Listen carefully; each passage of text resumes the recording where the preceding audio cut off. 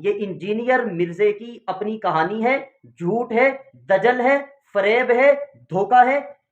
میں تمام مرزے کے شاگردوں کو کہتا ہوں کہ اس کو چھوڑ دو، یہ خود بھی گمراہ ہے اور تمہیں بھی گمراہ کر کے چھوڑے۔ السلام علیکم ورحمۃ اللہ وبرکاتہ۔ اس ویڈیو کے اندر انجینئر محمد علی مرزا، اس کی غلط بیانی کو بے نقاب کرنا ہے۔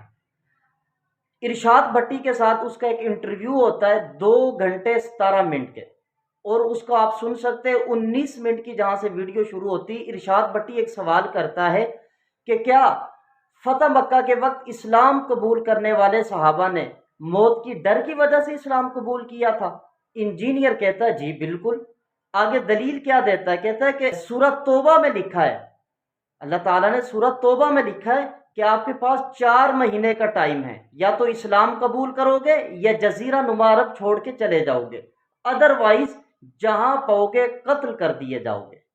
اے مرزا، کس قدر تو فراڈی ہے، اور تیرے شاگرد بھی کتنے عقل کے اوپر پٹی باندھ کے چل پھر رہے ہیں، ان کو کچھ پتہ نہیں چل رہا بھی۔ حالانکہ سورہ توبہ جو ہے یہ فتح مکہ کے 1 سال بعد نازل ہوئی ہے۔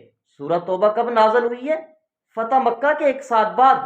اور یہ بات کوئی اختلافی نہیں ہے کہ سورہ توبہ فتح مکہ کے 1 سال بعد نازل ہوئی، بلکہ انجینئر مرزے نے خود اس کو تسلیم کیا ہے، اور یہ کسی کتاب کے اندر بھی ایسی بات نہیں لکھی کہ جس میں حضور علیہ الصلوۃ والسلام نے یہ ارشاد فرمایا ہو فتح مکہ کے موقع پر کوئی ایسی بات۔ لہٰذا یہ انجینئر مرزے کی اپنی کہانی ہے، جھوٹ ہے، دجل ہے، فریب ہے، دھوکہ ہے۔ میں تمام مرزے کے شاگردوں کو کہتا ہوں کہ اس کو چھوڑ دو، یہ خود بھی گمراہ ہے اور تمہیں بھی گمراہ کر کے چھوڑے گا۔